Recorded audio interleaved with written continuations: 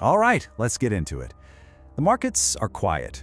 For the first time in what feels like forever, the price of silver is just sitting there, frozen. Now you might look at this holiday calm and think, great, time to relax.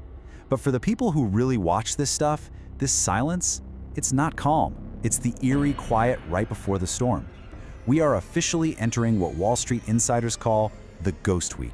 And this quote, this is the whole story right here. The big shot traders, the hedge fund managers, the people with the authority to calm things down, they're gone. They're skiing in Aspen or relaxing in St. Bart's, and they've handed the keys to the entire multi-trillion-dollar global financial system to the algorithms. So, what is the ghost week? Well, it's that weird limbo between Christmas and New Year's. The market is technically open for business, but for all practical purposes, it's a ghost town. And as we're about to see, that emptiness, that lack of people, is exactly what makes it so incredibly treacherous. So this is where we left off, $71.91. And look, on paper, that's a huge win. The price is strong, no doubt. But it's also sitting on a knife's edge. Think of it like this. We've climbed a huge mountain, but the air up here is incredibly thin. The slightest breeze could send us soaring even higher or send us tumbling all the way back down. All that energy is just coiled up, waiting. I want you to picture the trading floor at a massive bank right now. It's practically empty. There's just a skeleton crew of junior guys, and they've been given one order from the top. Whatever you do, do not lose money. That means they aren't there to step in and stabilize things. They're the market's shock absorbers, and they've basically been taken out of the car. So if some big, weird order comes in, there's no one there to cushion the impact. The price is just going to go wherever it goes, wildly. So, with all the experienced humans on the sidelines, who's left playing the game? The robots. High-frequency trading algorithms, they don't take Christmas off. They run 24/7. And when they're the only ones in the market, the entire physics of how things work just changes. Let's take a look inside what's called the liquidity vacuum. Okay, so this is the key. A liquidity vacuum is just a fancy way of saying the market is hollow. There's almost nobody there. Not enough people trying to buy, not enough people trying to sell.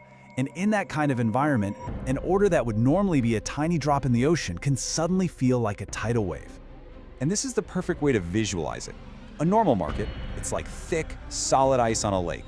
You can drive a truck over it, trade billions of dollars, and the price barely budges. But Ghost Week? Oh man, that's thin ice. One wrong step, one single, smallish trade can crack the whole thing and send the price either crashing down or rocketing up. So how does this actually happen? Well, think of the market like a ladder. Usually there's a rung for every single penny, but during Ghost Week, most of the rungs are missing. So a buy order comes in at 72 bucks and the computer looks for the next seller. But guess what? There isn't one until 72.50. So the price doesn't climb smoothly. It literally teleports. It gaps up instantly because there's just empty space in between. And you have to remember, these algorithms aren't just sitting there. They're designed to feed on volatility. If the price starts moving, they jump on and push it even harder and faster. They also act like predators, hunting for stop-loss orders. The safety nets that regular traders put in. The machines see those as targets, and they'll trigger them on purpose to cause a cascade, a flash crash that can wipe you out in seconds. Which brings us to the single most important rule for any human being during this week. Don't even try.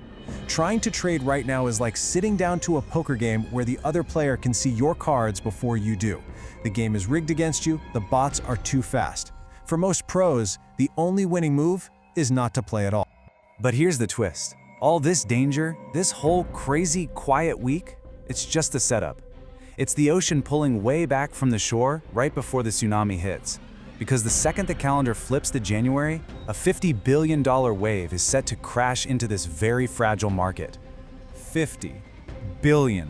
And listen, this isn't some wild guess. This is capital, real money, just sitting on the sidelines, legally mandated to pour into the market on the first trading days of the new year. So where is it all coming from? Now, this is the part that's truly mind-blowing. That $50 billion wave, it represents just 0.1% of all the money in global pension funds. It's a rounding error for them. If these massive funds decide to allocate even a tiny sliver more to silver, the numbers just get completely insane. And here's the thing, they have to. It's part of something called the Great Rebalancing, or the January effect. See, after a year where silver was the best performing asset class on the planet, these fund managers are forced by their own rulebooks to buy it. It's a career preservation move. If you don't own last year's winner and it keeps running, you get fired. It's as simple as that. They have no choice. This is the absolute best analogy for what's about to happen.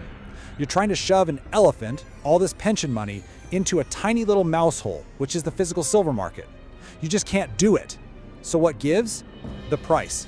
The price has to explode higher to ration the incredibly small supply. It's the only way to make it all fit. So all this incredible pressure is building up right now, while everyone's distracted by the holidays. The money is just waiting, held back, and next week, that dam is scheduled to break. Okay, so let's zoom out. This January wave isn't just a one-time thing. It's really the starting gun for what could be the year the whole system changes. There are 3 huge, already scheduled events on the calendar that are set to define 2026. First up, early in the year, we've got another US debt ceiling crisis. When that fear hits the bond market, money is going to run for safety in hard assets. Then, mid-year, you've got the BRICS summit, where there are heavy rumors of a new currency backed by commodities.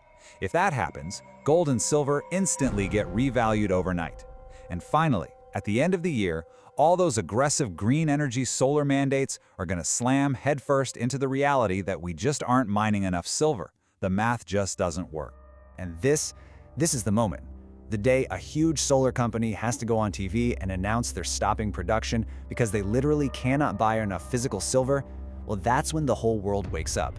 Silver stops being just a precious metal and becomes a critical strategic resource that countries will fight over. So with all of this on the table, the chaos of Ghost Week, this tidal wave of money in January, and the huge catalysts of 2026, what's the game plan? How are people looking to navigate this? Well, the core idea is actually unbelievably simple. The strategy becomes all about psychology. The idea is to just accumulate the physical asset and then do nothing. Just sit. Don't try to trade the wild swings, because the big banks will absolutely try to shake you out of your position. The focus shifts from worrying about the daily dollar price to simply knowing how many ounces you have. From this point of view, the only real way to lose the game is to get scared and sell your ticket before the show is over. So when you put all this data together, the takeaway is a feeling of confidence. It's about seeing the setup, understanding how the machine works, and knowing what's just over the horizon. For people who believe this thesis, the hard work is done. They feel like they're early, they're on the right side of the trade, and they're ready for what comes next. And that's where we'll leave it. We've walked through the hidden dangers of the Ghost Week and the massive forces lining up right behind it. We've laid out the data, the catalysts, the whole story. All the information is on the table. The only question left is, what happens now?